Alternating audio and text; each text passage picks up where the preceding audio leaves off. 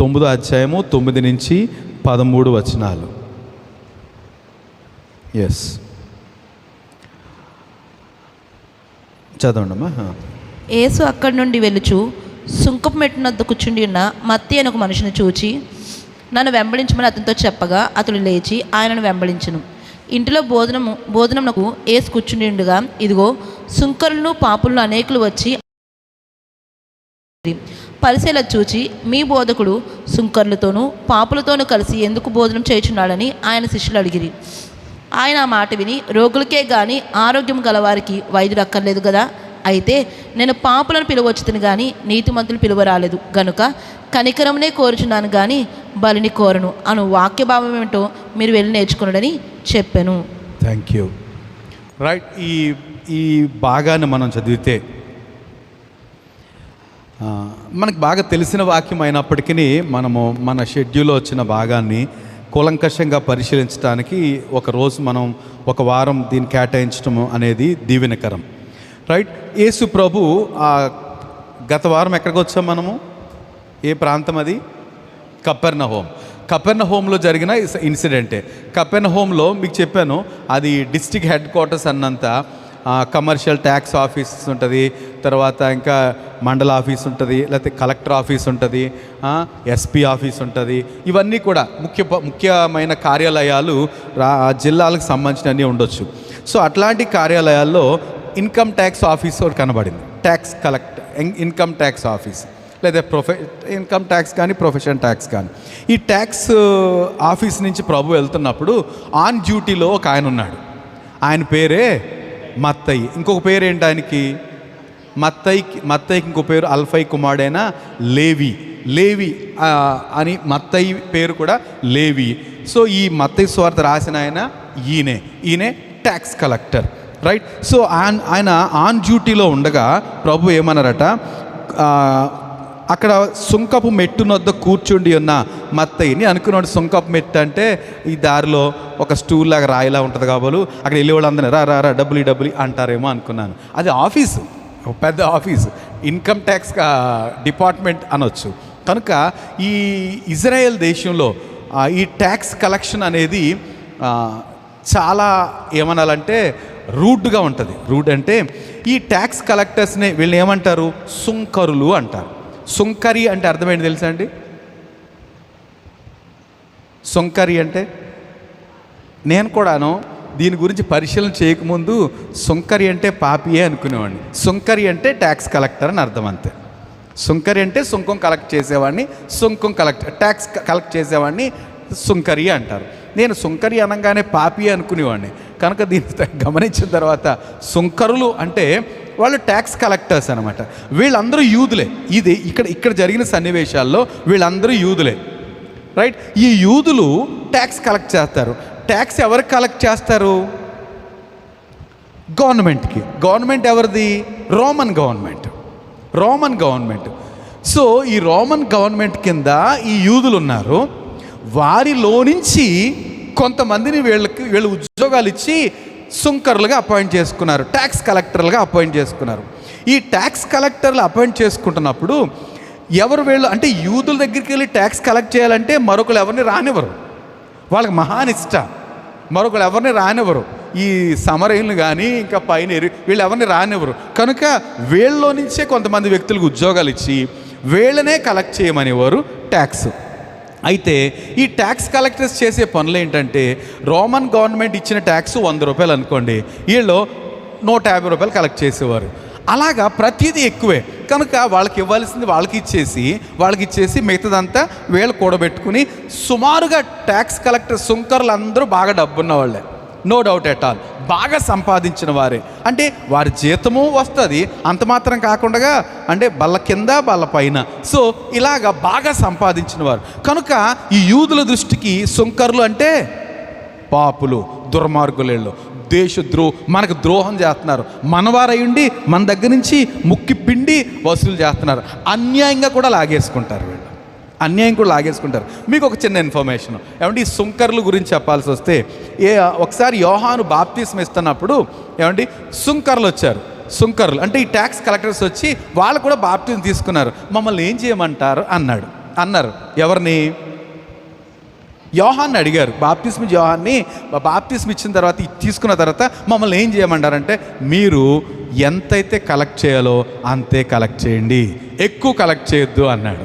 అంటే దాని అర్థం ఏంటి? మన వాళ్ళు ఏమి కరెక్ట్గా ఏమి కలెక్ట్ చేయరు, సూపర్ కలెక్ట్ చేస్తారు. ఇంకొక మన ఏరియాలో జరిగే ఒక తంతు ఏంటంటే, నేను గమనించింది, ఇప్పుడు మనకు కూడా ట్యాక్స్ కలెక్టర్స్ ఉంటారు కదండి. బహుశా మీ దగ్గర రోజు కలెక్ట్ చేస్తారా అంటే రోజుకి, అంటే మీది షాప్ కాబట్టి మీ మీ స్టైల్ తెలీదు. అక్కడ ఆయన ఇంకేదైనా పండ్ల దుకాణం ఏదైనా రోజు ఎంత కలెక్ట్ చేస్తారండి? 30 రూపాయల. నేను ఒకసారి విన్నాను, మామిడి పళ్ళు సీజన్లో 60 రూపాయలు కలెక్ట్ చేస్తారంట. 60 రూపాయలు.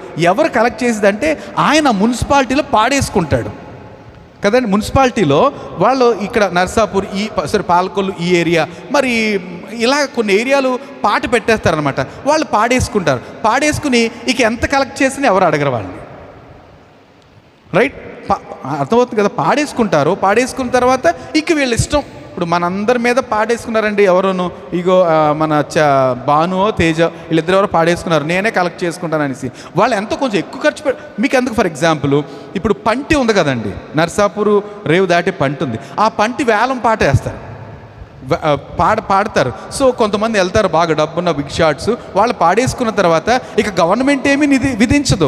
వీళ్ళ రూల్స్ అంటే ట్యాక్స్ ఇంత, మనిషికి ఇంత రేటు, బండికి ఇంత రేటు, కారుకి ఇంత రేటు, ఇవన్నీ వాళ్ళు పాడుకుని ఒక్కొక్కసారి దానికంటే తక్కువ రావచ్చు, ఒక్కొక్కసారి బాగా ఎక్కువ రావచ్చు.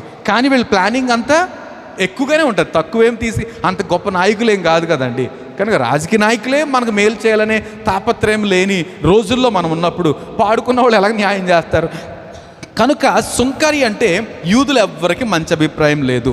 ఇంకొక మాట ఏంటి తెలుసండి, వీళ్ళని సమాజ మందిరానికి అలౌ చేయరు. సినగోగ్ అంటే ఈ శనివారం జరిగే ప్రార్థనలకు వీళ్ళు రానివ్వరు. ఎందుకని? వీళ్ళు పాపులు. అంటే లోపల వాళ్ళు అందరూ పరిశుద్ధులేనా? వీళ్ళ దృష్టిలో మేము పరిశుద్ధులం. శాస్త్రులు పరిశీలి ఫీలింగ్స్ ఎప్పుడు ఎలా ఉండేవి? మేము పరిశుద్ధులము, మా దాపునకు రావద్దు, మా బట్టలు మురికైపోతాయి, తెల్ల బట్టలు వేసుకున్నాం. ఇది వీళ్ళ మెయింటెనెన్స్. ఇది పైకి మాత్రం. అందుకే ప్రభు అంటాడు వాళ్ళ గురించి, వాళ్ళు ఎలా ఉన్నారంట? సున్నం కొట్టిన సమాధుల్లో ఉన్నారు. సూపర్ కలర్స్ వేస్తారండి.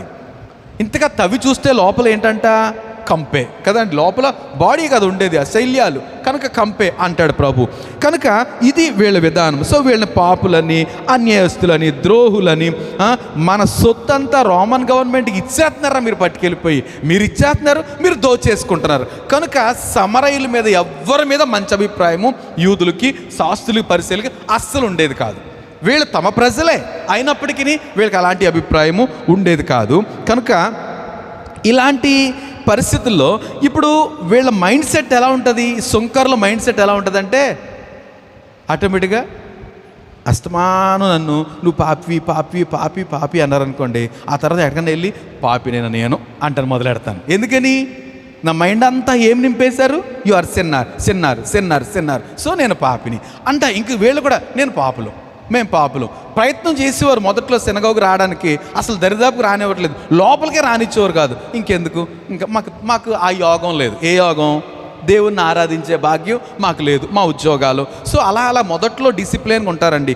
ఏ ఉద్యోగస్తుడైనా ఎవరైనా చాలా కసిగా ఉంటారు. అంటే కొత్త పిచ్చోడు పొద్దుెరగడంట.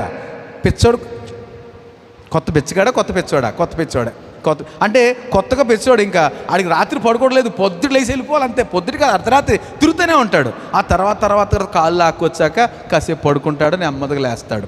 కొత్త ఉద్యోగస్తులు కూడా అంతే.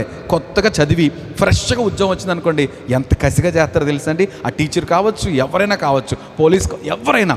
ఆ తర్వాత కాలక్రమేణా ఏమవుతుందంటే అందులో అన్ని ఆన్లు పాన్లు తెలిసిపోతాయి. కనుక ఏ టైంలో బాస్ వస్తాడు అప్పుడు మెలుకుంటే సరిపోద్ది, మిగతా అన్ని టైంలోనూ అంతే. ఇలాంటి పరిస్థితులు. కనుక ఈ సుంకర్లు మొదట్లో ప్రయత్నం చేశారు మందిరం రావడానికి, టోటల్ ఇంక రానివ్వరు అనేసుకుని, ఇక మనకి వాళ్ళకి సంబంధం లేదురా, ఇక ఎలాగా మనల్ని ఎలా ముద్ర వేసేసారు? పాపులము, మనకి దేవునితో సంబంధం లేదు, అంటే దేవుని సమాజానికి మనకి సంబంధం లేదు. ఇలాగా పూర్తిగా దేవునికి దూరమై తిరుగుతున్నారు. కానీ లోపల ఏముంటుంది వాళ్ళకి? ఒక కాన్షియస్ ఉంటుంది కదా, కాన్షియస్నెస్. లేకపోతే అయ్యో మేమేంటి, మేము ఒకే ఇలా సంపాదిస్తున్నాము. కానీ దేవుని ఆ స్థలం ఉంటుంది చూసారా, ఆ వాక్యూమ్, ఆ ఖాళీ ప్రదేశం ఎవరితో నింపబడాలి? అది ప్రతి వ్యక్తిలోనూ ఒక ఖాళీ ప్రదేశం ఉంటుంది, అది దేవునితోనే నింపబడుతుంది. కనుక ఎంత దుర్మార్గుడికైనా ఒక రకమైన ఆశ ఉంటుంది. ఏంటది? దేవుడు. అమ్మో దేవుడు. ఈ భయం వల్ల చాలా ప్రయత్నాలు చేసేవారు. నేను అనుకుంటాను బహుశా మత్తయి లేకపోతే లేవి ఆయన డ్యూటీ చేసుకున్నాడు. ఆయన డ్యూటీ యేసు ప్రభు ఎలాగ వస్తున్నాడు తెలిసే, ఆయన వస్తున్నాడు, కనీసం ఆయనతో మాట్లాడే అవకాశం కూడా మాకుండదు. ఆయనతో మాట్లాడే అవకాశం, ఆయన గురించి చాలా గొప్పగా చెప్తున్నారు, చాలా మంచోడని చెప్తున్నారు, కానీ కనీసం ఆయన దగ్గరికి వెళ్ళనిస్తారా? ఎవరుంటారు చుట్టూరును? ఆయన చుట్టూ ఎవరుంటారు? శాస్త్రులు, పరిసయ్యులు, శిష్యులు. శాస్త్రులు, పరిసయ్యులు, శిష్యులు. కనుక వెళ్ళే వెళ్ళనివ్వరు. యేసు ప్రభు దగ్గర రాకుండా ఉంటానికి అడ్డు ఎవరు తెలుసండి? ఆయన చుట్టూ ఉన్నవారే, ఆయన చుట్టూ ఉన్నారు. కనుక ఒక రకమైన బాధతోటి ఆయన డ్యూటీ చేసుకున్నాడు, కలెక్షన్లో ఉన్నాడు. డైరెక్ట్గా ప్రభు రానే వచ్చాడు. మత్తయి లేకపోతే లేవి ఫాలో మీ అన్నాడు. అంతే. అనగానే ఏమై ఉంటాడు మత్తయి? ఎక్కలేని సంతోషం. నన్నే ప్రభువా? నన్నేనా? ఇంకెవరినైనా? నన్నేనా? ఇక నాకు అక్కర్లేదు. ఈ పక్కోళ్ళకి అన్నీ అప్పగించాడు. ఎన్ని తతంగాలు ఉంటాయండి. ఇప్పుడు ట్యాక్స్ ఆఫీసర్కి, ట్యాక్స్ కలెక్టర్కి ఆ లెక్క అంతా అప్పగించాలి కదా. ఏమండి అంతెందుకు, ఒక్కోసారి పెళ్ళిళ్ళలో కట్నాలు రాస్తారు కదా, కట్నాలు రాసేవాడు. మొన్న ఈ మధ్యలో పెళ్ళిలో చూసాం. మీరు భోజనం చేశారని మేము ఉంటామంటే వీళ్ళు గుండె ఎలా ఉంటుంది. ఎందుకని? బాధ్యులు వీళ్ళు. ఎంతవరకు వీళ్ళు రాతుందో అంతవరకు లెక్క చెప్పాల్సిన బాధ్యత అదే ఉంటుంది కదా ఉంటుంది. అమ్మో చాలాసార్లు చాలా గందరగోళం జరుగుతుంది. ఎందుకంటే కొంతమంది ఫోన్పే చేస్తారు, కొంతమంది ఏమో చిల్లర చేస్తామని వీళ్ళు రారు. ఇలాంటి అంటే పెద్ద పెద్ద పెళ్ళిళ్ళు చాలా చూసాను నేను కూడా కొన్ని చోట్లన. కనుక అంత చిన్న విషయానికి ఇలా ఉంటే ట్యాక్స్ మళ్ళీ ఎవరికి సమాధానం చెప్పాలి? రోమన్ గవర్నమెంట్ చెప్పాలి. కనుక ఎన్ని బాధలు ఉంటాయో. ఎవరికి అప్పగిస్తాడు? అసిస్టెంట్కి. బాబు నువ్వు చూసుకోరా, నాకు గొప్ప భాగ్యం, నా హృదయంలో ఎప్పటి నుంచో వేదన, ఆశ ఆయనతో వెళ్ళాలని. ఆయన పిలిచాడు నన్ను అనేసి వెళ్ళిపోయి డైరెక్ట్ ఏం చేశాడు? ఆయన్ని ఇంటికి తీసుకెళ్ళిపోయి డబ్బున్నవాడు ఇమ్మీడియట్గా అయ్యా ప్రభు అంటున్నాడు, నువ్వు నాతో వచ్చేసేయాలి. చూడండి, మనుషులందరూ లేకపోతే శాస్త్రులు, పరిసయ్యులు, లేకపోతే యూదులు ఇతను ఏమనుకుంటున్నారు? పాపి. Tax collector is equal to పాపి, ఇంకా దుర్మార్గుడు, ద్రోహి, మనందరి పట్ల ద్రోహి. ఇలా పెద్ద పెద్ద మాటలు మాట్లాడుకుంటే అలాంటి వ్యక్తి మీద పడింది కన్ను ప్రభుకి. ఆయన అంటాడు, నువ్వు నాతో వచ్చేసేయాలి. ఏం చేశాడు ఈ సుంకర్ని? ప్రభు శిష్యుడిగా చేశాడు. అపోస్తుల 12 మందిలో ఒక వ్యక్తిగా శిష్యుడిగా చేశాడు. ఏమండి? సుంకర్ని. ఇక్కడ మనం గమనిస్తే ఓకే, మనం ముందుకు వెళ్దాం. రైట్. వెంటనే భోజనం విందుకు సిద్ధపరిచాడు. ఏమండి? ఇంట విందు, గొప్ప విందే చేశాడట, తెలుసా మీకు? అయితే ఈ భాగాన్ని, మనం చదివిన భాగాన్ని మార్కు సువార్త 2వ అధ్యాయంలో చూడొచ్చు, లూకా సువార్త 5వ అధ్యాయంలో కూడా చూడొచ్చు. ఈ మూడిట్లి సంగ్రహమే, లేకపోతే ఈ మూడిట్లి భావమే ఈయన సుంకరి అని, రైట్, ఈయన ఇంటి దగ్గర మంచి విందు జరిగిందని. ఇక్కడ మనం మత్తయి సువార్త ప్రకారం చూస్తే భోజనమునకు కూర్చున్నప్పుడు, కానీ మిగతా సువార్తలో అతని ఇంట ఎవరింట? మత్తయి ఇంటే గొప్ప విందు చేశాడు. విందు చేస్తే బోళ్ళు మంది వచ్చారండి. నాకు భలే సంతోషమైన విషయం ఏంటంటే, ఏమండి, ఇప్పుడు నేను విందు చేశాను అనుకోండి, నా విందుకి ఎక్కువ మంది ఎవరు వస్తారు? ఫర్ ఎగ్జాంపుల్, ఏమండి, నాదేంటి? ఒక టీచింగ్ ప్రొఫెషన్, లేకపోతే ఒక సేవకుడిగా. కనుక ఎక్కువ మంది, ఎక్కువ తలకలు ఏం కనబడతాయి? సేవక ఫ్యామిలీస్, లేదా టీచర్స్, ఇట్లాంటివి కనబడతారు కదా. ఇప్పుడు సుంకరి అయిన మత్తయి ఇంటి దగ్గర భోజనాలు అంటే ఎవరు కనబడతారు కదండి? ఎక్కువ ఎవరు కనబడతారు? సుంకర్లు. మొత్తం డిపార్ట్మెంట్ వచ్చేసింది. దేవుని మహిమ కలుగును గాక. నేను అనుకున్నాను, ప్రభువుకి ఎంతో ఆశ ఉంది వీళ్ళతో కూలంకషంగా మాట్లాడాలని. ఎందుకని? మీ గురించి ఈ యూదులు, శాస్త్రులు, పరిసయ్యులు ఏమనుకుంటున్నారో ఆయన తెలుసు కదా. కనుక నాకు ఎంతో ఆశ ఉంది. కనుక ఒక్క మత్తయిని కనుక పట్టుకున్నానా, మత్తయిని పట్టుకుంటే డిపార్ట్మెంట్ మనకు దొరికేస్తుంది. ఒకసారి వాళ్ళతో ఒక రోజంతా కూడా మాట్లాడవచ్చు. అది ప్రభు యొక్క తృష్ణ. దేవునికి స్తోత్రం కలుగును గాక. ఏమంటే దేవుని పనులు. ఇక్కడ భోజనం అనగానే మనం ఎవరికైనా భోజనాలు పిలిచామనుకోండి, మన తపనంతా ఎలా ఉంటుందంటే, అమ్మో వాళ్ళకు ఉన్నాయో లేదో, సరిపోద్దలేదో, కొత్త వాళ్ళు వస్తున్నారు. చేసి వాళ్ళ పరిస్థితి, విందుకు పిలవబడిన వాళ్ళ పరిస్థితి ఏంటంటే, ఏం పెడతారో చూద్దాం, మంచినీళ్ళు ఇవ్వలేదు, కాళ్ళకి నీళ్ళు ఇవ్వలేదు, ఇలాంటివి అనుకుంటూ ఉంటారు. కానీ యేసు ప్రభువుని విందుకు పిలిచాడు. సో మత్తయి పనులు మత్తయి ఉన్నాడు. ప్రభు మాత్రం ఆయన కళ్ళు ఎవరి మీద ఉన్నాయి? మత్త మీద కాదు, సుంకర్లు. మత్త ఈ గ్యాంగ్ అంతా ఎవరంటే సుంకర్లు. ఇంకా ఆయన నిజంగా అద్భుతమైన విషయం ఏంటంటే, ఒక బహుశా 2 పెద్ద లేన్లు వేసారు అనుకుందామండి. ఇటు పక్కన ఒక లైను, ఇటు పక్కన లైను, చోటు పొడవుగా ఉందనుకుందాం మన గ్రౌండ్ లాగా. కనుక ఒక పెద్ద లైన్ ఇటు వేశారు, ఇటు లైన్ వేశారు. ఈ లైన్లో యేసు ప్రభు శిష్యులు కూర్చున్నారు. వెంటనే ఆ లైన్ అంతా ఎవరితో నిండిపోయిందంటే సుంకర్లతోనూ పాపులతో నిండిపోయిందట. దేవుని స్తోత్రం. ఈ ఫ్రంట్ లైన్ ఎవరితో నిండిందంటే చెప్పాలి మీరు, శాస్త్రులు, పరిసయ్యులు, ఇంకా ఇంకా ఇంకా ఇంకా పెద్ద పెద్ద అంగీలు వేసుకున్న వాళ్ళు. ముందు ఒక అతను ఉండిపోయాడు, ఎదురుండిపోయి గో నువ్వు ఆ లైన్లోకి వెళ్ళు. ఎవరిని? పాపులు ఉంటారు కదా, సుంకర్లు ఉంటారు కదా, ఇగో నువ్వు ఈ లైన్ కాదు ఆ లైన్లోకి వెళ్ళు. ఇక్కడ మాత్రం రండి రండి సార్. అపోస్తలులు, లేకపోతే వారు, శాస్త్రులు, పరిసయ్యులు, ఇలాగ అందరిని ఆ లైన్లో కూర్చోబెట్టారు. వాళ్ళు చూసుకున్న పక్కన రైట్ తెల్లబట్లు నేను తెల్లబట్లు సూపర్. అక్కడ చూస్తే అక్కడ ఎవరున్నారు ఆ లైన్లో? సుంకర్లు, పాపులు, మధ్యలో శిష్యులు, మధ్యలో యేసు. ఊహించండి ఎలా ఉందో సీన్. దేవుని స్తోత్రం. ప్రభు ఎంత సంతోషిస్తున్నారో దాని గురించి. ఏమంటే ఆయన ఆశ అంతా ఇదే. ఎవరితో కలవాలని? సుంకర్లతోనూ పాపులతోనూ సోకాళ్ళు వీళ్ళందరినీ. ఏమండి ఈ లైన్లో కూర్చున్న వాళ్ళు అందరి ఫీలింగ్స్ ఎలా ఉంటాయి? మేము పరిశుద్ధులము, తెల్లని అంగీలు వేసుకుంటాము, తెల్లని బట్టలు వేసుకుంటాం. కనీసం మా వైపు తల ఎత్తడానికి కూడా వాళ్ళు సరిపోరు. ఎత్తే రకం కాదు. కానీ ఎవరితో ఉన్నారు వాళ్ళు? యేసుతోనూ కదా మాట ఉంది. యేసుతోనూ ఆయన శిష్యులతోనూ శాస్త్రులు, పరిసయ్యులు కూర్చున్నారట. దేవునికి మహిమ కలుగును గాక. ఎస్, దేవుని యొక్క ఉద్దేశం అదండి. ఆయన ఈ లోకానికి వచ్చిన తీరు ఏంటంటే మనుషుల మైండ్ సెట్ మార్చాలని. ఈ సోకాల్డ్ నీతిమంతులు అన్నవారు ఈ లైన్లో కూర్చొని వాళ్ళు ఎలా ఊహించుకుని ఉంటారు? ఆయన ఒక పాపి, ఆయన పక్కన వాళ్ళు పాపులు, వీళ్ళందరూ ఆ లైన్ అంతా పాపపు లైనే. వాళ్ళ దృష్టిలో ఆ లైన్ అంతా పాపపు లైనే. ఈ లైన్ చూసారా? చూడండి, ఒక్కళ్ళు మించి ఒకళ్ళు. మా ఓడేసుకున్న వైట్ డ్రెస్ ఎక్కడ తెలుసండి?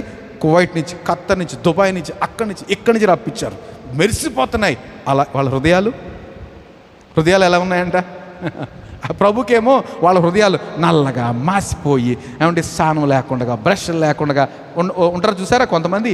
అలా కనపడుతుంది వీళ్ళందరి హృదయాలు. పాపం వీళ్ళు ఎవరికి కనపడదు కదా, మిగతా వాళ్ళు ఎవరికి హృదయాలు కనపడవు. కానీ పాపం ప్రభుకు మాత్రం ఈజీగా కనపడిపోద్ది. హృదయాలన్నీ కనపడిపోతున్నాయి. కానీ ఆయన ఏమంటలే, కూల్గా వాళ్ళందరితో పాటు భోజనం చేస్తుంటే ఈ పక్కోళ్ళు అరే మనకి ఎప్పుడూ భాగ్యం లేదు. అలాంటిది రక్షకుడు అంటున్నారు. ఇంత దయగలిగిన ఆయనతో, ఆయన శిష్యులతో కూర్చుని భోజనం చేసే గొప్ప భాగ్యం దొరికి. మాథ్యూ థ్యాంక్ యూ అనంటారా? నీ వల్లేనయ్యా, నిన్ను పిలిచాడు యేసు ప్రభు, మమ్మల్ని అందరూ నువ్వు పిలిచావు. What a wonderful moment it is అని సంతోషపడిపోతుంటే వీళ్ళ మాత్రం పొగలు కక్కేస్తున్నారు. ఎలాగా? రండి. సో 10వ వచనం, ఇంటిలో భోజనమునకు యేసు కూర్చుండి ఉండగా ఇదిగో సుంకర్లును పాపులను అనేకులు వచ్చి ఆయన యొద్దను ఆయన శిష్యుల యొద్దను కూర్చుండిరి. ఏమండి, సుంకర్లు, పాపులు అనేకులు వచ్చారట. అసలు ఇలా ఎప్పుడు కూడా కలవరు. ఎందుకని? పరిశుద్ధుల ముందు కూర్చోవడానికి వాళ్ళు సాహసం చేయరు. వీళ్ళు ఏమనుకుంటారు చెప్పండి ఒకసారి? ఈ లైన్లో వేస్తున్న వాళ్ళందరూ ఏమనుకుంటారు? మేము పాపులం. అలాంటి వాళ్ళ దగ్గరికి వచ్చాడండి. దేవుని స్తోత్రం. వీళ్ళు ఏమనుకుంటున్నారు? మేము పరిశుద్ధులం, మీ కొరకు రాలేదు. ఎవరైతే మేము అదే బంబోలి శంబ లేకపోతే ఇలాంటి అంటారు కదా, అబ్బో మేమండి అన్న వాళ్ళ దగ్గర గురించి రాలే. ఎవరి గురించి వచ్చాడు? కనీసం కూర్చోడానికి కూడా, యేసుతో కూర్చోడానికి కూడా యోగ్యులం కాము. అలాంటి వారిని మమ్మల్ని కూర్చోబెట్టాడు. అయ్యా మేము పాపులము అని ఎవరైతే హృదయాల్లో తాము కృంగిపోతున్నారో ప్రభు వారిని చూసి ఎస్ ఇలాంటి వారి కొరకే వచ్చాను, నశించిన దాన్ని వెతికి రక్షించడానికి ఈ లోకానికి వచ్చాను. నేను ఇంకొక విషయం చెప్పదలిచాను. ఇక్కడ అన్న మాట ఏంటంటే, వాళ్ళు అంటున్నారు పరిసయ్యులు అది చూచి మీ బోధకుడు సుంకర్లతోనూ పాపులతోనూ కలిసి ఎందుకు భోజనం చేయుచున్నాడని ఆయన శిష్యులను అడిగి. ఏమంటే అర్థమవుతుంది కదా? వీళ్ళు అంటున్నారు ఏంటి మీ బోధకుడు? బహుశా అనుకుంటున్నాను అక్కడ చోటు తక్కువైంది, సరిపోలేదు ఒక శిష్యుడికి, ఏ పేతురుకో ఎవరికో. వీళ్ళ దగ్గరకు వచ్చి కూర్చున్నాడు. ఈ లైన్లో కూర్చుంటే పక్కన చెవి కొరికేస్తున్నారు. ఏంటి మీ ఓడు? అస్సలు ఒక క్రమము పాడు యూదుల్లో ఎలా పుట్టాడండి కదండి, ఈయన యూదుడు కదా, యూదుల్లో ఎలా పుట్టాడండి, పుట్టకొండోడు అసలు ఆయన. చిచ్చి మనం ఎంత డిగ్నిటీ ఎలా మెయింటైన్ చేస్తాం? వాళ్ళు మన ముందు కళ్ళెత్తడానికి సరిపోతారా? అసలు మనతో కూర్చోడం సరిపోతారా? అలాంటి వాళ్ళతో కూర్చున్నాడండి మీ ఓడు అనేటప్పటికి ఇక్కడ వీళ్ళతో మాట్లాడుతున్నారు, అంతే కదా, శిష్యులతో అన్నారు మీ వాడు ఇలా చేస్తున్నాడు ఏంటంటే ఆ మాట ప్రభువుకి అందేసిందట. అందేసి ఆయన అంటున్నాడు, ఓరి నాయన నేను వచ్చిందే ఎందుకు. ఎవరెవరు కూర్చున్నారు ఆయనతోటి? సుంకర్లు, పాపులు. ఎందుకు వారి పట్ల ఆయనకు అంత ప్రేమ అండి? మీరు గమనిస్తే ఏమండి, ఆయన అంటాడు కదా,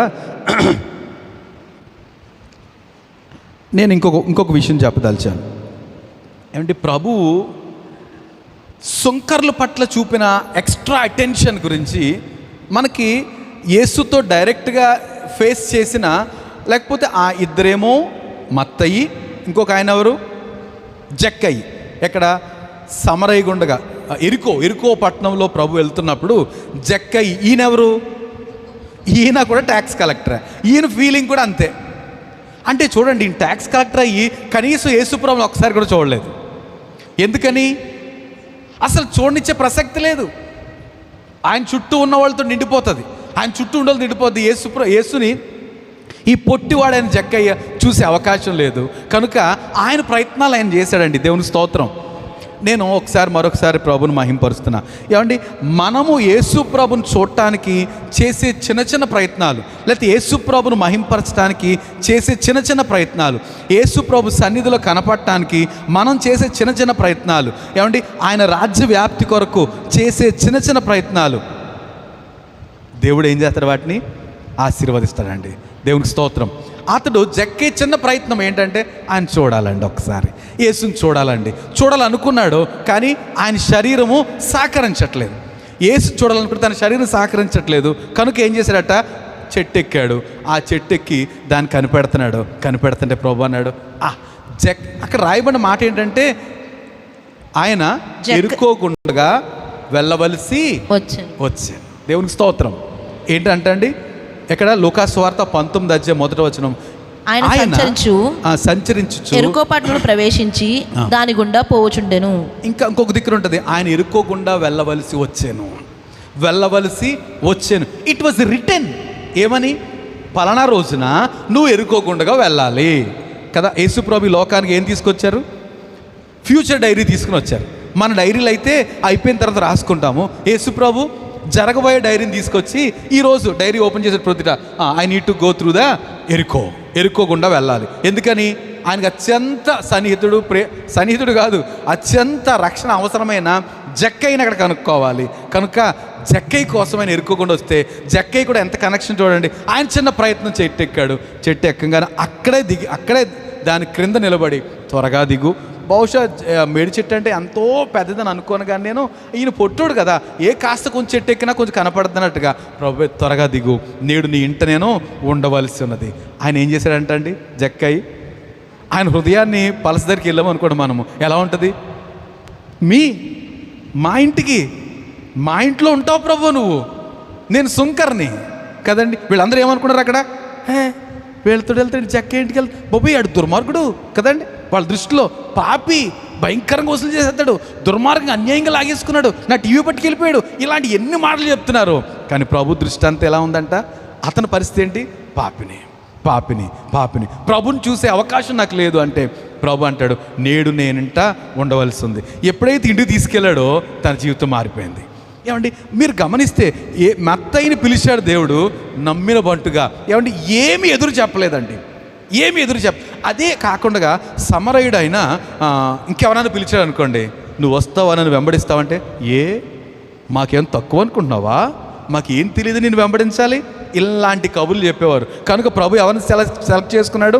ఆయన శిష్యుల్లో ఎన్ని తెగలు ఉన్నారండి? ఏ వృత్తులు కలిగి వారిని పిలిచాడు ప్రభు? మీకు తెలిసినవి చెప్పండి. జాలర్లు, ఇంకెవరండి? జాలర్లు, అదే పామర్లు అంటే ఏంటి మీ ఉద్దేశంలో? వ్యవసాయకులు. అదే జాలర్లు అంటే వాళ్ళేలండి. జాలర్లు ఇంకొంచెం క్లియర్గా వాళ్ళ వృత్తుల గురించి చెప్పడానికి జాలర్లు ఉన్నారు. ఇంకా అంతేనా? అందరూ జాలర్లేనా? 12 మంది ట్యాక్స్ కలెక్టర్ ఉన్నాడు, అంటే ఈ సొంకపు గొత్తుతారు. ఇంకా ఎవరు? డాక్టరు, శిష్యుడు లూకా. ఈ 12 మందిలో లేడులే. కొంతమంది విప్లవకారులు ఉన్నారు, తెలుసా మీకు? ఊరు మనదిరో, ఈ పేట మనదిరా ఉంటారు కదండి. కమ్యూనిస్ట్. అలాగా ఈ విప్లవకారుడు జెలోతే అనే సీమోన్ అనుకుంటా, జెలోతే తన పేరు, అంటే జీలియట్ అంటే జీలియస్, తను నమ్మిన విశ్వాస సిద్ధాంతం కొరకు పట్టండ్రా ఉంటారు కదా కొంతమంది, ఎవరు గద్దరు ఇట్లాంటివి ఉన్నారు కదండి, గొప్ప గొప్ప నాయకులు. వాళ్ళు ఎక్కడైనా అన్యాయం జరిగితే అస్సలు ఆ తట్టుకు మనకులాగా అయ్యా వాడ కర్మ అని అనుకో రకం కాదు, మనం ఏం చేయాలి, కొంతమంది ఉంటారు అలాగా. అలాంటి విప్లవకారులు ఉన్నారు. ఇక పూర్తిగా అందరి గురించి రాయబడలేదు. కానీ ప్రభువు సుంకరికి ఆయన శిష్యుల స్థానం ఇవ్వడం అనేది ఆయన ఎంత కాన్సన్ట్రేట్ చేశాడో మనం గమనించాలి, రైట్. కనుక ఇప్పుడు జక్కయ్య దగ్గరికి వెళ్ళాడు. జక్కయ్య దగ్గరికి వచ్చి ఇంటికాడ ఉండాలని తీసుకెళ్తే ఒక్కసారిగా తన జీవితంలో జరిగిన కార్యాలు ఏంటంట, అక్కడ ఏమన్నాడు, వెంటనే అన్నాడు, ఏమన్నాడు, ఇదిగో ప్రభువా నా ఆస్తులు సగము బేదలకు ఇచ్చున్నాను. ఏంటి, ఏం జరుగుద్దండి, ఏం జరుగుద్ది? యేసు ప్రభు ఎలాంటి వారిని పిలిస్తే ఏం జరుగుద్ది? అలా కాకుండా సో కాల్డ్ ఎవరన్నా పిలిచాడు అనుకోండి, వాళ్ళ పరిస్థితులు ఎలా ఉంటాయో నాకు తెలియదు. ఇక్కడ అలాగని ఉద్యోగస్తుడైనా వీళ్ళు ఉద్యోగస్తులే కానీ వీళ్ళు తమ ఫీలింగ్లు ఏంటంటే పాపులం, మేము దేవునికి మాకు సంబంధం లేదు అని అనుకున్న వారిని దేవుడు పిలవంగానే వాళ్ళు జాబ్ రిజైన్ చేసి అనొచ్చా ఏమండి, జాబ్ రిజైన్ చేశారు. ఎంతమంది దేవుని సేవకులు రిజైన్ చేసి సేవకు వచ్చిన వాళ్ళు తెలుసా మీకు? నేను ఎక్కడో రాత్రి ఒక వాక్యం ఏంటంటే ఆయన అంటాడు, నేను సేవకు రాకముందు నెలకు 5 లక్షలు జీతం నాదండి. ఒక ఆయన 5 లక్షలు జీతం నాది.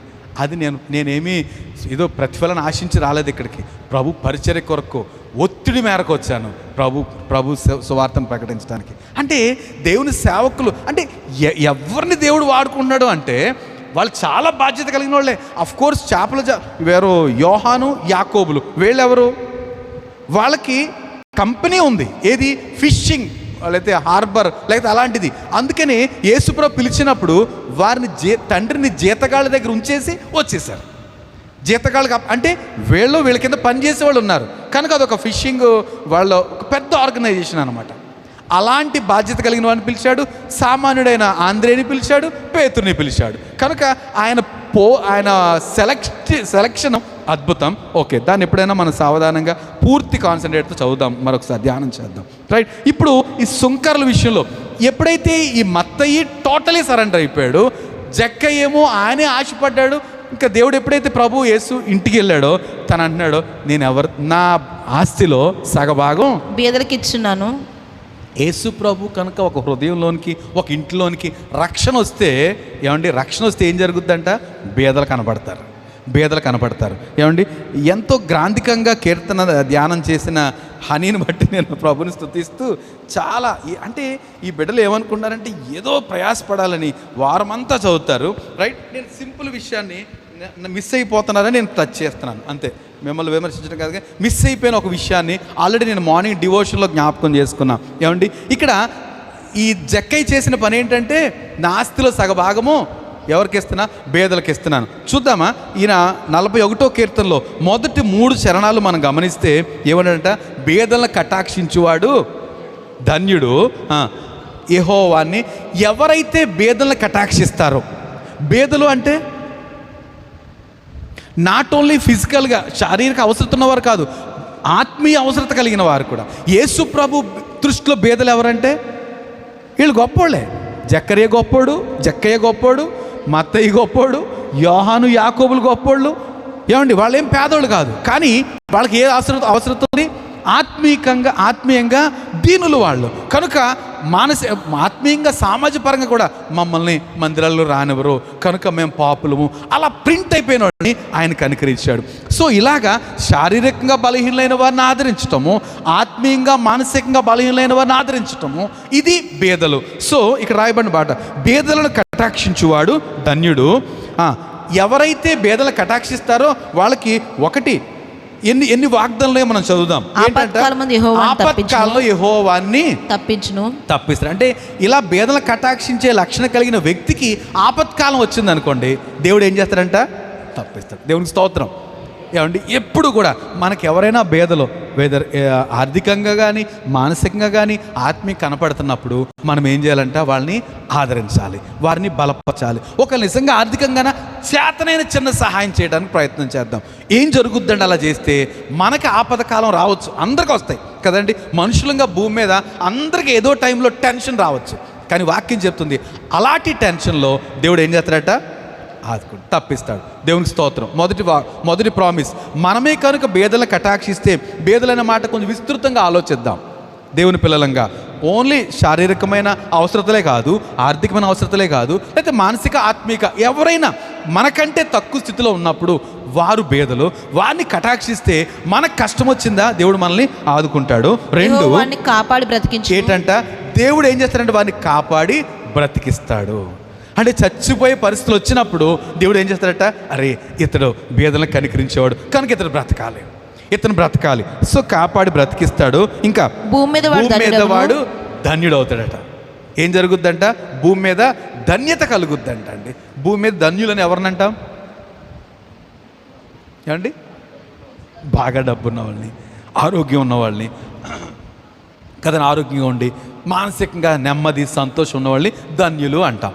ఏమండి, బహుశా ఈ సామెతల గ్రంథం 3వ అధ్యాయంలో కూడా ఏంటంట, దయను సత్యమును ఎన్నడూ నిన్ను విడిచిపోనివ్వకు, వాటిని కంఠభూషణముగా ధరించుకొనుము. అప్పుడు ఏం జరుగుద్దంట చూడండి, నీ హృదయ అవి ఏం జరుగుద్దంట, దయ సత్యము. అంటే దయ ఏం చేస్తుంది, ఇదే బీదలను కటాక్షించడం దయ కదా. ఈ దయాన్ని కానీ మనం ఎప్పుడు అలా ఉంచుకుంటే, అంటే ఈ దయ కలిగిన లక్షణాన్ని ఎప్పుడు మనము విడిచిపెట్టేయకుండా ఇతరుల పట్ల దయ కలిగితే ఏం జరుగుద్దంట, కుమారుడా నా ఉపదేశం మరొకము, నా ఆజ్ఞ హృదయపూర్వకంగా గైకొనుము, అవి దీర్ఘాయువును సుఖజీవంతో గడిచి సంవత్సరములను. 2-3 వచనమా, దయను సత్యమును ఎన్నడూ విడిచిపోనివ్వకు, వాటిని కంఠభూషణము ధరించుకో, నీ హృదయం పలక మీద వాటిని రాసుకో. అప్పుడు దేవుని దృష్టి యందును ఏం జరుగుద్దంట, ఈ దయ లేకపోతే బేదలను కటాక్షిస్తే, దయ చూపిస్తే, అప్పుడు దేవుని దృష్టి యందును, మనుషుల దృష్టి యందును, మానవుల దృష్టి యందును నీవు దయనుంది మంచి వాళ్ళని అనిపించుకుందువు. ఇలాగ దయ బేదలను కటాక్షించే లక్షణం మనకు కలిగి ఉంటే, మనుషుల దృష్టిలోను లేకపోతే దేవుని దృష్టిలోను మనుషుల దృష్టిలోను మనము దయనుంది, మనము దయనుంది మంచివాడని అనిపించుకుంటామంట. చూడండి, చాలాసార్లు మన ప్రయత్నాలన్నీ దేవుని సంగతి ఎలాగున్నా మనుషులు మనం మెచ్చుకోవాలని తాపత్రయపడతాం. కానీ ఈ బలహీనత నుంచి బయటికి రావాలండి క్రైస్తవులు. మనం అలా ఉండకూడదు. అంటే ప్రయత్నం చేయాలి. అందరము ఈ బలహీనతలో కట్టబడి ఉన్న వాళ్ళమే అనుకుంటాను నేను. కానీ మనం ఏం చేయాలంట, మనుషులు సంతోషపెట్టు వారమైతమా దేవునికి దాసులము కాకయే పోదము. కనుక మన ప్రయత్నము, మన ప్రయాస ఏదైనప్పటికీ ప్రభు మెచ్చుకోవాలి. రైట్, ఇప్పుడు ఇక్కడ ఏం జరుగుతుందంటే, మన దయా సత్యాన్ని విడిచిపెట్టుకుని ఉంటే దేవుని దృష్టి అందును మనుషుల దృష్టి దయనుంది మనందరిని ఏమంటారంట, గుడ్ అంటారట. ఇంకేం కావాలండి ఈ లోకంలో? మనుషులు గుడ్డే కాదు, దేవుడు కూడా గుడ్ అంటాడు. Very good. ఇంకో మాట, వాని శత్రువుల ఇచ్చుకు నీవు వాడిని అప్పగింపవు. ఇంకా ఏం చేస్తాడంటే, శత్రువుల ఇష్టానుసారంగా మన మీద ప్రవర్తించడానికి దేవుడు మనల్ని అప్పగించడట. నిజంగా బేదలను కనికరించడంలో ఇన్ని ఆశీర్వాదాలు ఉన్నాయని మీకు తెలుసా? ఏమండి, మనం అనుకుంటాం మన బాధలే మనకున్నాయి. మన బాధలు మనకు లేకపోలేదు, మనమేమి శ్రీమంతులు మన కాదు. కానీ వారు ఎదుర్కొంటున్న బాధలో మనం ఎంతో కొంత చిన్న సహాయం అని చేయగలిగే స్థితి ఉన్నదంటే ఎవరు గొప్పోళ్ళు చెప్పండి? ఎవరు గొప్పోళ్ళు? మనమే. గొప్ప చూసుకుని మనం పేదోళ్ళమే. కానీ మనకు కనపడే వ్యక్తి కంటే మనం ఎవరము సంవాట్ బెటర్. కనుక ఏం చేయాలంట, వారి పట్ల కనీసం దయ కలిగి ఉండాలి. దయగలిగిన సహాయం, దయగలిగిన మాట ఎంత ఆశీర్వాదం. శత్రువులు ఇచ్చక వారిని అప్పగింపవు. రోగశయ్య మీద యెహోవాను ఆదరించు. ఇక్కడికి వచ్చేసాం, అక్కడ ఇంకేం లేదా? అంతేనా? దేవుని దృష్టి యందు మనుషులను మంచివాడు అని అనిపించుకుందావు. ఎక్కడ? సామెతల గ్రంథం. అంతేనా? Okay, it's enough. కమ్, ఇక్కడికి వచ్చేద్దాం. కీర్తన కదా 42కి వచ్చేస్తే భూమి మీద ధనిలో అవుతారు. ఇంకా వాని శత్రులు ఇచ్చుకో అంటే శత్రు మన పట్ల ఇష్టానుసారంగా ప్రవర్తించడానికి దేవుడు అనుమతించడండి. ఎవరి పట్ల? బేదలను ఎవరైతే కనికరిస్తారో వారి పట్ల శత్రువు నాటకాలు ఆడటానికి దేవుడు అనుమతించాడు. దేవునికి స్తోత్రం. ఏమండి, అంటే ఇప్పుడైనా మీరు గమనించాలి, బేదలు ఎందుకున్నారు? ఒకసారి ఇప్పుడు ఈ మాట అంటే ఆయన ఎంతకాలం నిజంగా ఈ మాట భలే ఉంది. బేదలు ఎందుకున్నారంటే మనల్ని దీవించడానికి ఉన్నారు. ఆమేన్. ఎందుకున్నారు బేదలు? మనల్ని దీవించడానికి. మనకంటే తక్కువ స్థితిలో ఆత్మీయంగా, శారీరకంగా, ఆర్థికంగా, మానసికంగా ఏదైనా వాళ్ళు తక్కువకున్నారంటే మనల్ని దీవించడానికి. అంటే ఆ అవకాశాలు మనం ఏం చేయాలి? సద్వినియోగం చేసుకోవాలి. మనం పెదవిరి చేసి తప్పించుకోవడం కాదు. అఫ్కోర్స్ దేవుడు ఎవరో ఒకరి ద్వారా ఆదరిస్తాడు, డౌటే లేదు కదండి. ఈ లోకంలో ఉన్న జంతువులు, పక్షులు, పశువులు, లేకపోతే ఏదైనా మనుషులు భోజనం చేయకుండా ఉండటానికి కుదరదండి. ప్రభు ప్లాన్ చేశాడు వారి కొరకు. ఏదో విధంగా ఆహారాన్ని పెడతాడండి.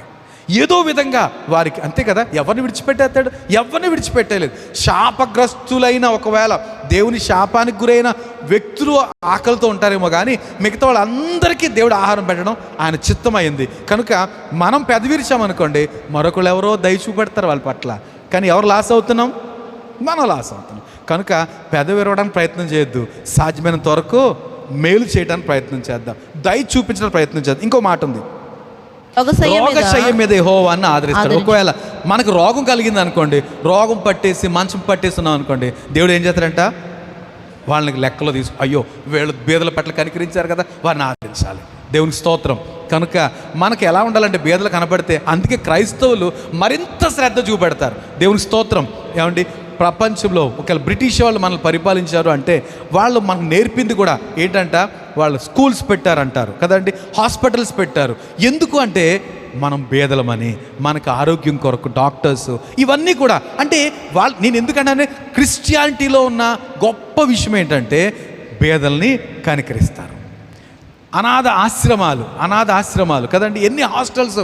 నిజంగా ఒకప్పుడు నా చిన్నప్పుడు కూడా, ఈ మధ్యలో అన్నీ మూసుకుపోయినాయి కానీ, లేకపోతే ఎన్ని హాస్టల్స్ ఉండేయో కదండి, 100 మంది కొమ్మన్ పిల్లలు, ఇవన్నీ కూడా బోల్డ్ హాస్టల్స్ ఉండే. ఇప్పుడు అన్నీ క్లోజ్.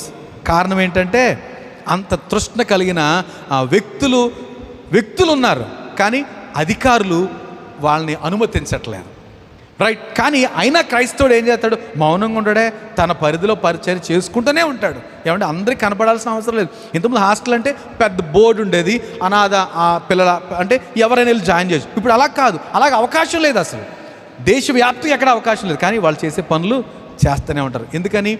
అట్లాంటి సెన్స్, ప్రభు ఆత్మ లాంటిది. దేవునికి స్తోత్రం కలుగునుగా. మనకెందుకు ఇట్లాంటి లింక్ పెట్టాడు ప్రభు? మనం ఎందుకు అలాగా మనకంటే భేదవాన్ని గమనించగలుగుతాం చెప్పండి?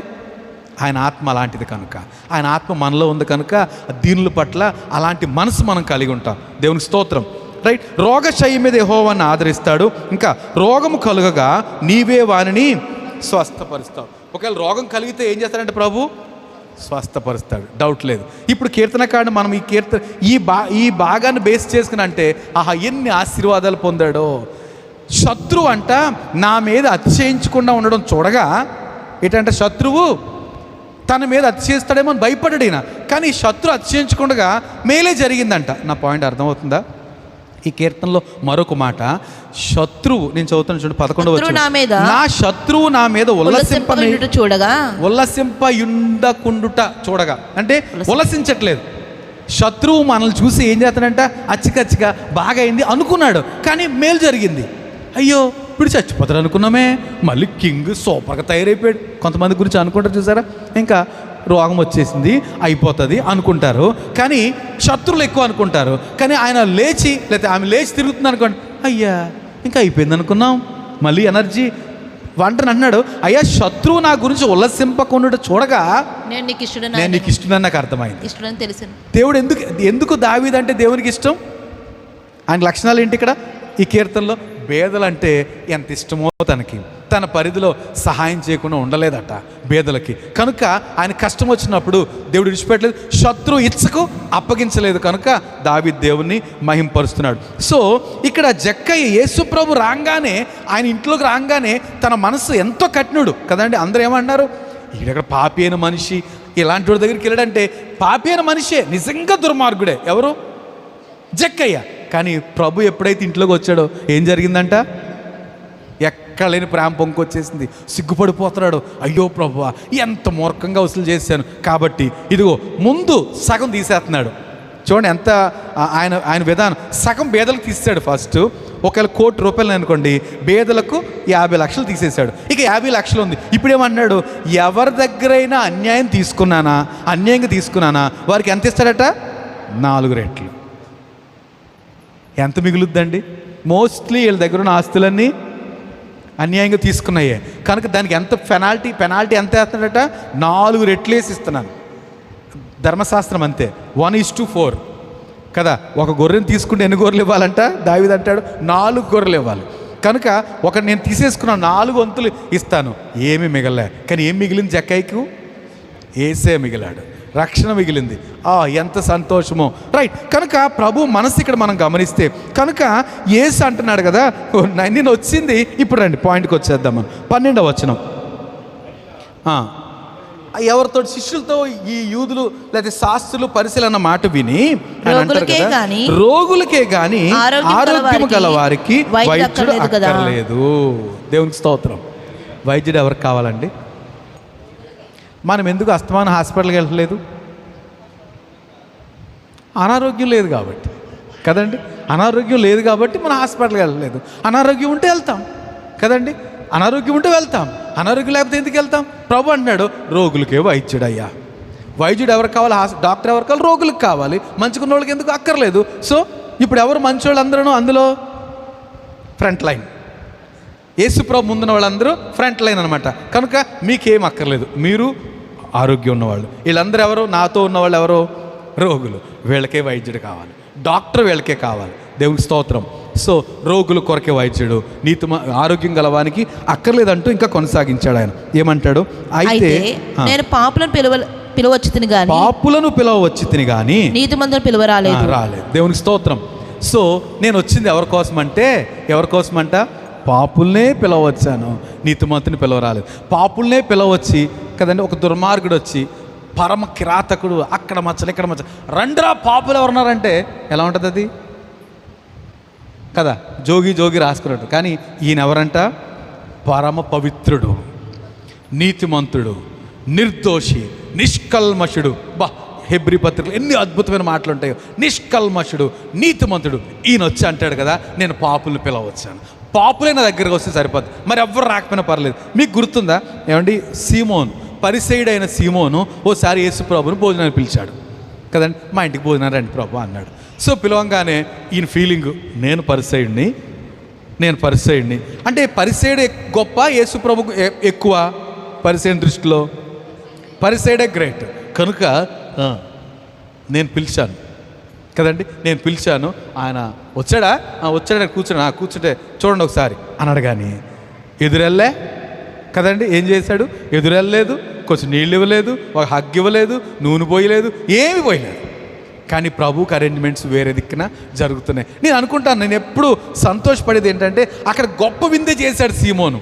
ఆ విందంతా పరీక్షిస్తున్నాడు. అన్నీ పడ్డాయా? బూరు పడిందా? గారి పడిందా? స్పూన్ తోటి వేస్తారు కదా, సరే ఇవన్నీ పడ్డాయా అని చూసుకుంటున్నాడు. ఎవరో సీమోన్ ఇవన్నీ చూసుకుంటున్నాడు. కానీ ప్రభు మాత్రం ఎవరికొరకు కనిపెడుతున్నాడు? ఏ దేవుడి, ఓ సిస్టర్ రావాలి. ఎక్కడ అంటే ఆల్రెడీ వచ్చేసి వెనకాల కూర్చుంది. ఆయన స్వేచ్ఛగా పాదాలు ఇచ్చేశాడు. ఆమె ఏం చేస్తుందంట?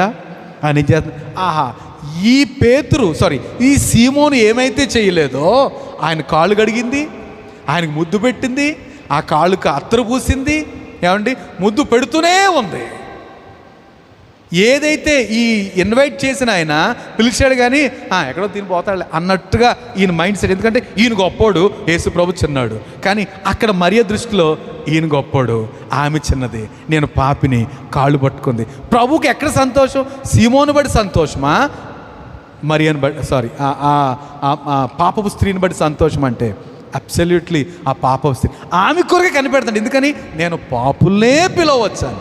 అయితే నేను వెళ్తాను, లేకపోతే వాళ్ళ నా దగ్గరికి రప్పించుకుంటాను. దేవుని స్తోత్రం కదండి. మనం 2-3 వారాల నుంచి ఈ సన్నివేశంలో యేసు ప్రభు అక్కడికి వెళ్ళాడు. ఎవరి దగ్గరికి? ఒంటరోడైన ఆ సముద్రం దాటి శానా అనే దయ్యం పట్టినోడి దగ్గరికి. మరి మాత్రం ఆయన దగ్గరికి వచ్చింది. ఇది ప్రభు కావాల్సింది. అయితే నేనైనా వెళ్తాను, లేకపోతే నా దగ్గరికైనా రావాలి. నేను వచ్చింది వాళ్ళ కొరకే. సారీ బ్రదర్స్, మీ గురించి రాలేదు. మీరెవరు? ఆరోగ్యవంతులు. ఇంకోటి ఎవరు? నీతిమంతులు. నేను పాపుల్నే పిలవచ్చాను. మలైనంత ఇది. మీరు చాలా పవిత్రులు. ఏమండి? భోజనం ముందు వెళ్ళి స్నానం చేసి వస్తారు వీళ్ళు, ఎక్కడ భోజనం పెట్టినా. ఓసారి యేసుప్రభుని భోజనాన్ని పిలిచాడు ఇలాంటి శాస్త్రీయ పరిసయ్యుడు.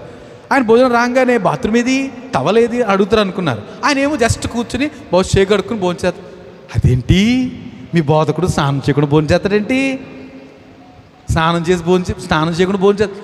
నాయన పొద్దున చేశాం కదా స్నానం, అస్తమానం స్నానం చేసి భోంచేస్తామా? ఒకసారి స్నానం చేసినాడు, చేతులు కడుక్కుంటే సరిపోతుంది. అనేకమైన రాసి అందులో మంచి ఉద్దేశం ఉంది, కానీ అంటే వీళ్ళు ఏం చూస్తారంటే బాహ్యంగా మేము స్నానం చేసి చేతులు కడుక్కుని ఈ చెయ్యి భోజనం పెట్టే వరకు అలాగే పట్టుకుని ఉంటారనమాట. మరి ఎవరికి షేక్ హ్యాండ్ ఎవరు అసలే ఎవరు వీళ్ళు, ఎందుకంటే వీళ్ళు గొప్పోళ్ళు కదా, శాస్త్ర పరిచయాలు అలా పెట్టుకుని భోజనం చేసి మళ్ళీ అలా పట్టుకెళ్తే ఎవరొకరికి అడిగి క్లాత్ ఇవ్వాలని తుడుచుకుంటారు సార్ ఇలాంటి వాళ్ళు. కానీ ప్రభు వైపు ఉన్న వాళ్ళు అందరూ సుంకర్లు, పాపులు, వీళ్ళనే పిలవచ్చాను, దేవునికి మహిమ కలుగును గాక. సో ఈ మాటలు మనం గమనిస్తే ఆయన అన్నాడు కదా, నేను పాపుల్నే పిలవచ్చుతిని కానీ నీతిమంతులను పిలవరాలేదు.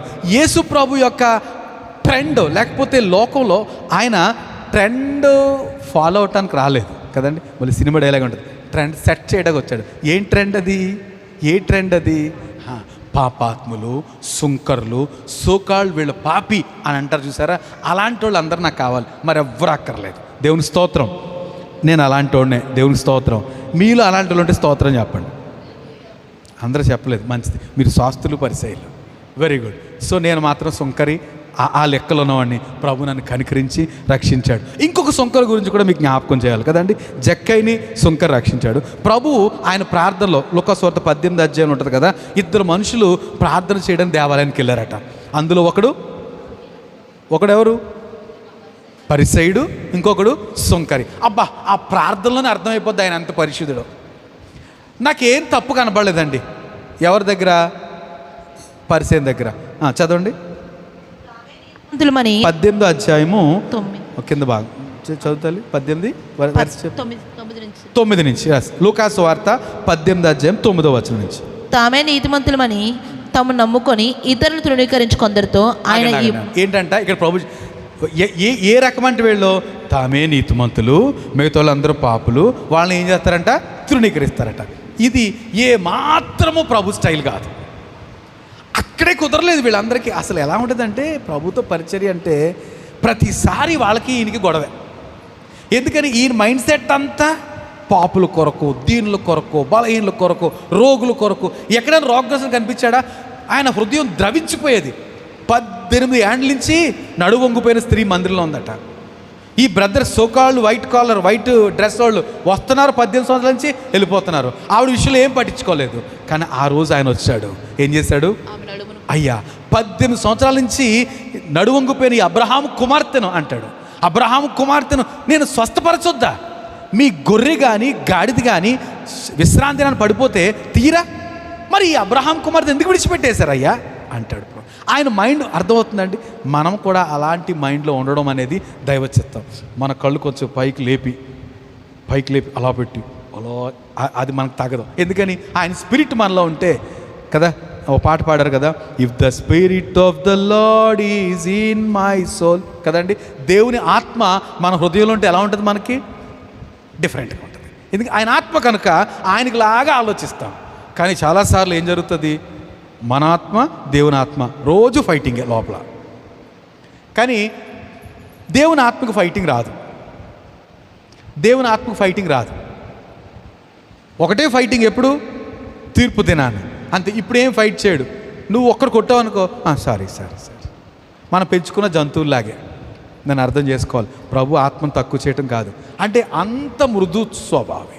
ఇంకా ఏం చేస్తారో తెలుసా? మనం ఆయన గౌరవించకపోతే పక్కన కూర్చుని ఏం చేస్తాడట? నిన్నే కదా మనం చదువుకున్నాము, మీ నోట బూతులైనను సరసోక్తులైన రాకూడదు, వెంటనే దేవుని పరిశుద్ధాత్మను దుఃఖపరచకుడి. దేవుని పరిశుద్ధాత్మ దుఃఖపరచొద్దు. ఎప్పుడు? మనం కనుక నోట బూతులు లేకపోతే ఇంకా ఇట్లాంటి సరసోక్తులు ఇలాంటివి మాట్లాడమనుకోండి, ఒకసారిగా ప్రభు ఆత్మ ఏమంటాడంట, ఇగో నువ్వు మాట్లాడకని చెప్పడు. ఏం చేస్తాడు ఆయన? హీ మేక్ వెప్ట్, ఏడుస్తాడట. ఎందుకని? అధికారం నీదేనండి, ఫుల్ అథారిటీ నీకే ఉంది. నీవు దేవునికి లోబడతావా, అపవాదికి లోబడతావా అనేది చాయిస్ నీకే. నీ ఇష్టానుసారంగా నువ్వు లోబడచ్చు. నీకు ఇష్టమైతే దేవునికి లోబడు, ఆయన చిత్తాన్ని కనపరచు, లేదా సాతానికి లోబడు, వాడి ఇష్టాన్ని నెరవేర్చు. మన కొరకు ఏం చేశాడు అనేసి సాతానికి లోబడటానికి రైట్. కనుక నేను తామే నీతిమంతులు చదువుతాను. తామే నీతిమంతులని తమ నమ్ముకొని ఇతరులను తృణీకరించుకొందరితో ఆయన ఉపమానం చెప్పారు. సో నీతిమంతులు అనుకుంటే అనుకో, కానీ ఇతరులు తృణీకరించొద్దు. ఇక్కడ మెయిన్ ప్రాబ్లం అక్కడ నాకు అనిపించింది. చదువుదాం. ప్రార్థన చేయుటకై ఇద్దరు మనుషులు దేవాలయంలోకి వెళ్ళిరి. వారిలో ఒకడు పరిసయుడు, ఒకడు సుంకరి. ఏంటంట, ప్రార్థన చేయడానికి ఇద్దరు మనుషులు వెళ్ళారు. అందులో ఒక ఆయనేమో పరిసయుడు, పరిసయుడు, ఇంకొక ఆయన ఎవరు, ట్యాక్స్ కలెక్టర్. ఇందులో ఒక రకం జాబ్ పరంగా ఇతను ఉద్యోగస్తుడే, అతను మాత్రం మతపరంగా పెద్ద. పరిసయుడు అంటే సంఘ కార్యక్రమాలు చూసి వీళ్ళనమాట. కనుక వీళ్ళిద్దరు ప్రార్థనకి వెళ్ళారు. ఈయన ముందు మోకరించాడో మరి నిలబడ్డాడో తెలియదు. ఈయన కూడా వెళ్ళి వెనకాల దూరంగా మోకరించాడు. ఈయన ప్రార్థన త్వరగా ఈ ప్రార్థన టైం అయిపోయింది. దేవా, నేను చోరులను, అన్యాయస్తులను, వ్యభిచారులైన ఇతర మనుషుల వలనైనను ఈ సుంకరి వలనైనను ఉండనందుకు నీ కృతజ్ఞతాస్తుతులు చెల్లించున్నాను. ఏమండి, ఏం మాట ఇది? చోరులు, దొంగలు, వ్యభిచారులు అలాగ ఉండట్లేదు, వీళ్ళు కూడా ఉండట్లేదు. నేను ఎవరికిలాగా నా వెనకాల మోకరించాడు కదా, కనీసం వాడికి ముందుకు వచ్చే దమ్ము లేదు. వాడికి నేను కాబట్టి ముందుకు వచ్చి ప్రార్థన చేస్తున్నాను, వాడికి ముందుకు వచ్చే దమ్ము లేదు. అలాంటి వాళ్ళగా కూడా నన్ను ఉండనందుకు నీకు స్తోత్రం. దేవునే మహింపరిచాడు. కానీ అక్కడ ఏం నచ్చలేదు ఆయనకి, ప్రభుకి. ఆ పోలిక, తామే నీతిమంతుడు, చాలా సూపరేడు, పక్కోడు కంటే నీతిమంతుడు, ప్రభుకు నచ్చలేదు. ఈయన అంటాడు, ఇంకా చాలా కబుర్లు చెప్పాడులేండి, వారం 2 సార్లు ఉపవాసము, అది ఇది అన్నాడు. ఏంటది చాలా మాటలు చెప్పుకొచ్చాడు. కానీ ఆ సుంకరి ట్యాక్స్ కలెక్టర్ ఏం చేశాడంట, అయితే సుంకరి దూరంగా నిల్చుండి ఆకాశం వైపు కన్నులెత్తుటకన్ను ఏనను ధైర్యం చాలక ఏంటంటే దూరంగా నిల్చున్నాడు, కన్నులు పైకెత్తడా కూడా దమ్ము సరిపోలేదు. ఏమన్నాడు, దేవా పాపిని నన్ను కరుణించమని పలికెను. ప్రభుకు కావాల్సింది ఏంటండి, పాపిని నన్ను కరుణించు. ఇంకో ఆయన కూడా అంటున్నాడు కదా, ప్రభువా నేను నిజంగా అలాంటి వాడు. He is accepting his prayer. ఈ సుంకరి పరిసయుడు చేసిన ప్రార్థన ఏం చేస్తున్నాడు, ఒప్పుకున్నాడు. అవునయ్యా అలాంటి వాడినే. ఇంకొక అడుగు వెనక్కేసి ఉంటాడు, ఈ సుంకర్లా లేనందుకు అంటే ఇంకో అవును నేను పాపినే, నన్ను సమాజ మందిరంలో రానివ్వరు. కానీ మందిరంలోకి వెళ్ళాడట, మరి రైట్ రానివ్వరు. కనుక అంత దీనస్థితిలో ఉన్న వ్యక్తిని ప్రభు అంటాడు, ఈ సుంకరి చెప్పిన మాట ఏంటమ్మా, అయితే ఈ సుంకరి దూరం అయిపోయిన తర్వాత అతని కంటే ఇతడు నీతిమంతుడిగా తీర్చబడి తన ఇంటికి వెళ్ళాలని. పరిసయుని కంటే సుంకరి ఏమయ్యాడంట, నీతిమంతుడిగా తీర్చబడి పీస్ఫుల్గా. ఎప్పుడైతే ప్రభుకు పాపిని నన్ను క్షమించి అన్నాడో ఒక రకమైన సమాధానం, సంతోషం నిండిపోయింది. ఉత్సాహంగా వెళ్ళేటప్పుడు భారభరితంగా మెట్లు ఎక్కాడు. ఒకవేళ మందిరం పైనే ఉంటే దిగేటప్పుడు మాత్రం హుషారు గంతులేసుకుని దిగాడు. ఈయన మాత్రం పరిసయుడు ఎలా ఎక్కుంటాడు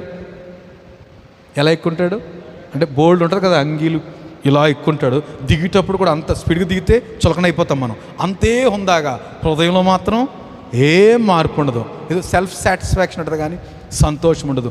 ప్రభువు పాపుల్నే పిలవచ్చాను అంటూ నేను ముగించేస్తున్నా, రైట్. అయితే నేను పాపుల్నే పిలవచ్చుని కానీ నీతిమంతులు పిలవరాలేదు.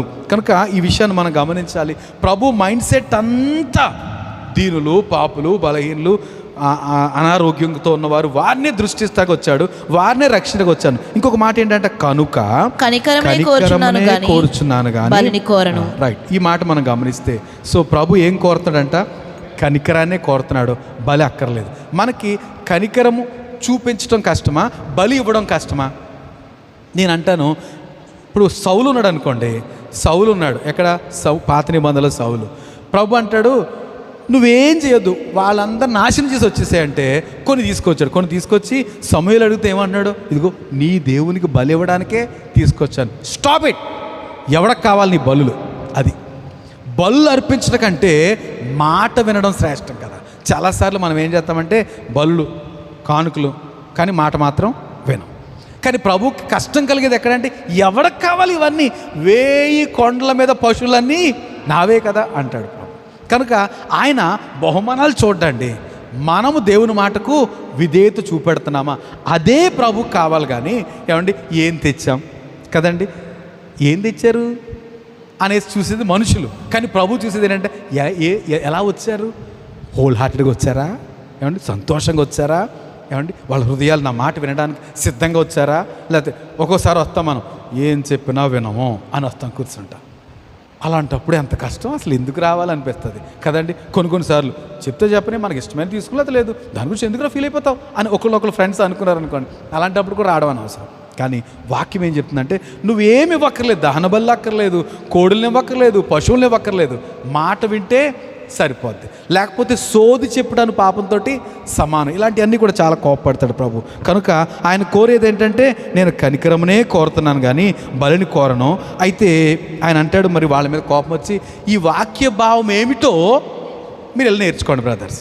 ప్రభు కొన్నిసార్లు విడిచిపెట్టలేదండి అనేసి ఊరుకున్నట్టుగా మిగతా సువార్తలు ఉంది, కానీ మత్తయి సువార్తలు అంటాడు వాళ్ళ ఇంటి దగ్గర కదా జరిగిన సన్నివేశం, లాస్ట్లో ఇలాగ అన్నాడు ప్రభు, మీరు దీని భావం ఏంటో తెలుసుకురండి అని పంపించాడు.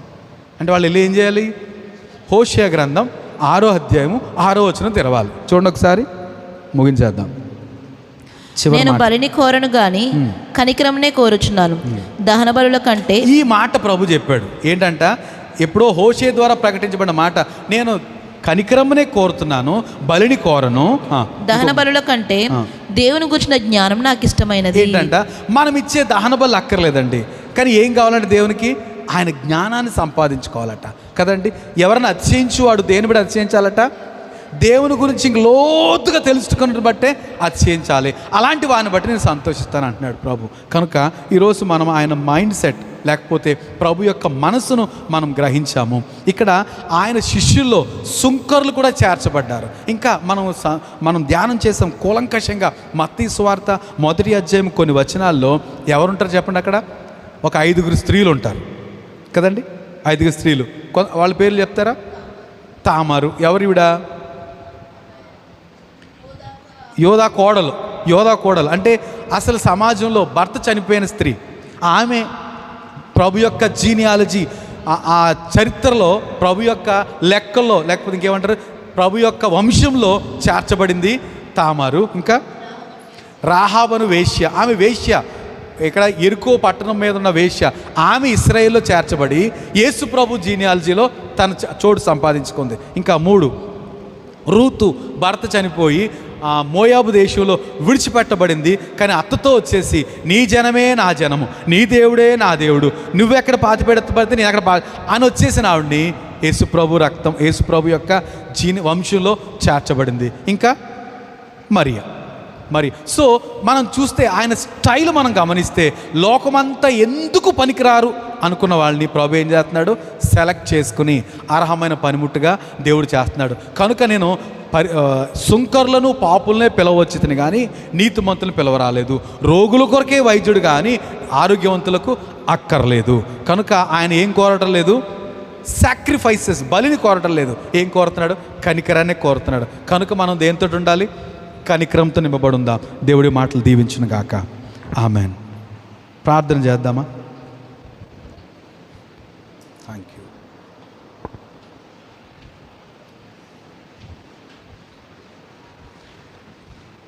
సహజంగా